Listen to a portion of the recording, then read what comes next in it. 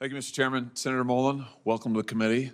I see you have some supporters with you today. Chairman Smith, good to see you.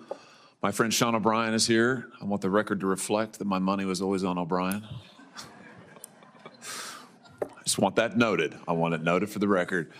Senator Molan, let me ask you this. In your own words, could you tell us just in capsule form, what is it that DHS, what's the mission of DHS as you understand it, as you would put it, as you would explain it?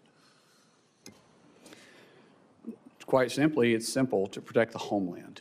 Very good. To protect the homeland. Okay, let me ask you this. 10 days ago, there was a shooting at Old Dominion University that left one person dead, 2 people critically injured. The gunman had potential terrorist ties. Is this a good time for the Department of Homeland Security to be shut down and unfunded? It's the worst time, and keep in mind, we just came up a 43-day shutdown, as this is the 3rd time in a year, and it's devastating to the morale of the men and women we have tasked to take care of all of us, all the homeland, regardless if it's a blue state or it's a red state. We have to look at it all the same, and they have that mission mindset, but they don't have the pay to follow it up. A few days before that, 2 individuals attempted to detonate bombs in New York City in a way that would cause mass civilian casualties. Both of those individuals have potential terrorist connections. In light of that, is it a good time for DHS to be shut down? Sir, I think with the current conditions, this is the worst time we could possibly do it. A few days before that, in Austin, Texas, 3 people were fatally shot outside of a bar there when a gunman opened fire in the early hours of a Sunday morning. That gunman also had potential terrorist ties, and yet DHS is shut down. Just a week ago, a gunman loaded his truck with incendiary devices and rammed it into the Temple Israel Synagogue outside Detroit, Michigan. As I'm sure you know, 40 law enforcement officers, 40, had to get emergency medical attention. It's a miracle. By the grace of God, nobody was killed except for the gunman. But 40 individuals had to get medical attention, and yet DHS is still shut down. Let me just ask you this. Law enforcement dangers. I think I've got a poster that'll go up behind me here. In the last year alone, we have seen an 8,000% increase in death threats to law enforcement, a 1,300% increase in assaults, a 124% increase in vehicular attacks using a vehicle, against a CBP law enforcement. Now, in light of this, is it a good time for DHS to be shut down? Sir, it's a horrible time. Let's talk about children. Let's talk about the dangers to children. The National Center for Missing and Exploited Children estimates that there are 20.5 million reports of suspected online and child exploitation. That includes almost 20 million reports of child pornography, 546,300 reports of online enticement of children for sexual acts, and 27,000 reports of child sex trafficking. Is it a good time for DHS to be shut down? No, sir. Let me ask you if you've seen this poster that I'm about to put behind me. Have you ever seen this before, Senator? I don't believe so. There's no reason you should have. I was introduced to this material by Tim Tebow, the Heisman Trophy winner, who now spends a lot of his time trying to help work with child victims of sex abuse. This poster reflects every individual IP address in the United States in about a 1-month period that was sharing, distributing, posting, or trading child sex abuse material or child pornography of some form. You want to guess how many points there are on that map?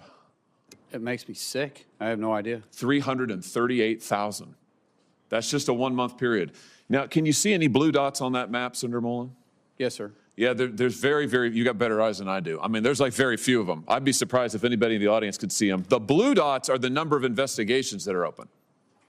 Look at the red dots, 338,000. Look at the blue dots, you can hardly see them. Why would that be? Because in the best of times, the Department of Homeland Security has only 10 HSI agents who are fully dedicated to doing this. It's all Congress has given you, 10. Right now, none of those are funded. Is this a good time for the Department of Homeland Security to be shut down? I think any parent can look at that and it makes you sick, especially with teenage daughters like myself. That's scary. We have to focus on this. It's very scary. That's exactly right. I'm glad to hear you say that. The Biden administration and your predecessor in this role, Alejandro Mayorkas, lost track of 450,000. Lost your card? Again? Studies show you're not alone. That's right. We have The biggest child trafficking ring that was set up under the last administration in the history of this country. The president has been doing a tremendous job. They found in the last year over 145,000 of them. That leaves almost 300,000 who are still missing. And yet the Department of Homeland Security is unfunded and shut down. Let me just ask you again, does it seem like a good time for that? No, sir. Let's talk a little bit about the challenges that are being faced by people across the country who are facing natural disasters, as we have in my home state of Missouri.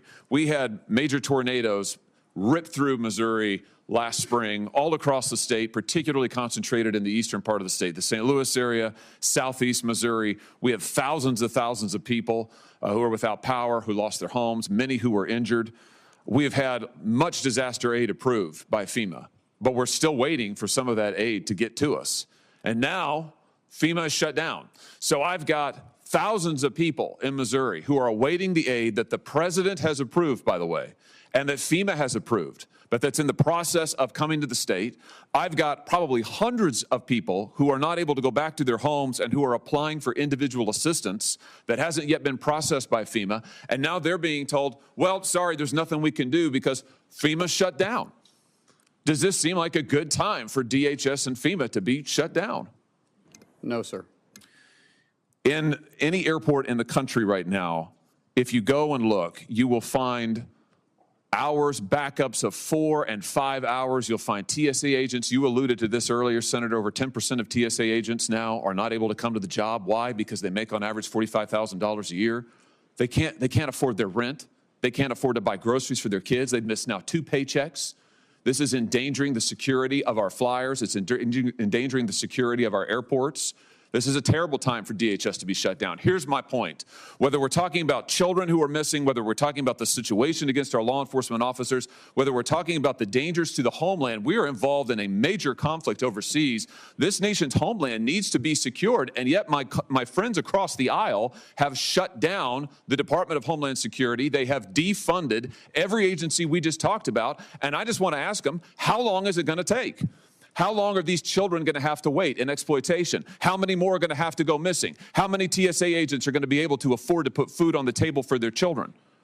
How long are the people of St. Louis and southeast Missouri going to have to wait to get back into their homes before we can finally have a vote to reopen the Department of Homeland Security? It is long past time. I welcome your nomination. You're going to be a terrific leader of Homeland Security. I can't wait to see you there. But it's time for this Congress to do its job and fund DHS and protect the homeland of the United States of America. Thank you, Mr. Chairman.